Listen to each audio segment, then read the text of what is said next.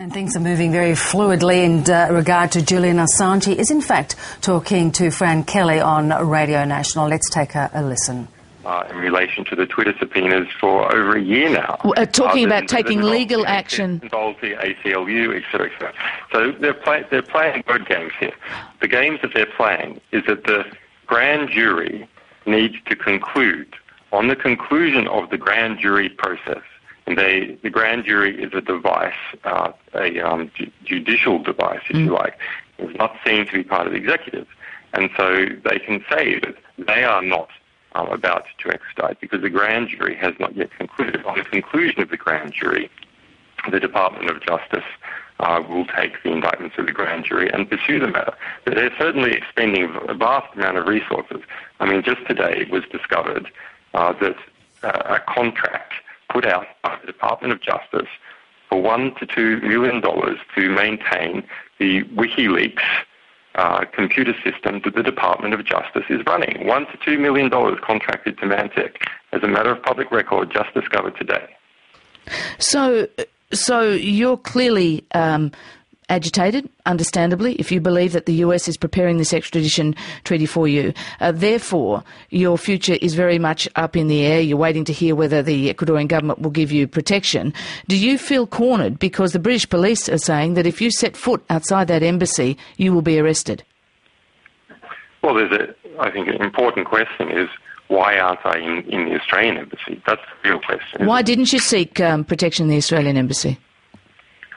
Because Nicola Roxon, after very reasonable requests made by my lawyer Jennifer Robinson to her in a half-an-hour meeting, and following reasonable requests by one of the most celebrated human rights lawyers who represents me here in the UK, Gareth Pearce, asking them to ask for very simple conditions of the Swedes and the United States, such as that if I was imprisoned in the United States and I could serve my sentence in Australia, refused any of those requests, refused to consult in any extradition to the United States, refused to be involved in any of those discussions, refused to ask that the Swedes come and solve this matter by simply speaking to me in the UK, etc.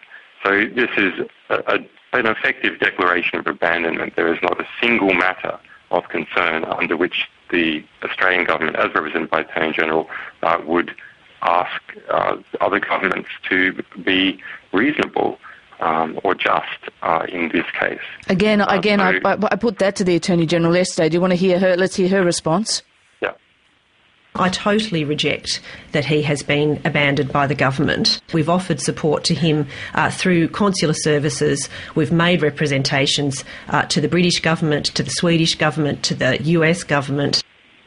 That's what the Attorney General said yesterday and the government has also said that you have received as much or more consular support as anybody else has in matters like this.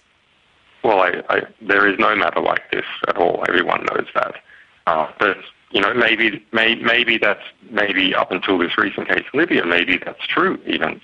The Australian government simply does not support its people. There's a journalist, Austin McCall, who's trapped in Egypt, and he also has exactly the same complaints that I have. These are empty words. When you hear this word consular assistance, I haven't met with anyone from the Australian High Commission since December 2010. What are they talking about? So you've had no consular contact with the Australian High Commission? Well, since 2010? They send SMS messages. Does Mr Assange have any concerns? We know what this is for. This is so they can just tick off a box. And yes, we formally put our concerns to the Attorney General, and the response was dismissal in every single area. And have you formally put to the Australian government, asked them to seek reassurances from the US about any plans to extradite you, and what those answers are? Yes, we have formally put requests to Nicola Roxon and DFAT to ask of the United States. I can't remember the exact request, but for instance, the prisoner transfer arrangements and so on, and she rejected this in every single area. In relation to this sort of clever rhetoric that's being used at the moment, when they say that we have not received evidence from the United States, that they plan to extradite. Of course not. At the moment, the matter is before the grand jury. Until it comes out of the grand jury, there will be no such evidence afforded. And you look at other questions of Gillard, for example, where the follow-up question is, to the Foreign Minister. So, is there any indication from the US? Is there any evidence from the US? Extradite Mr. Assange, and the Foreign Minister says, "Oh no, of course not." Follow-up question: have you asked for any evidence? No. So, Julian Assange, let's go to what's next for you.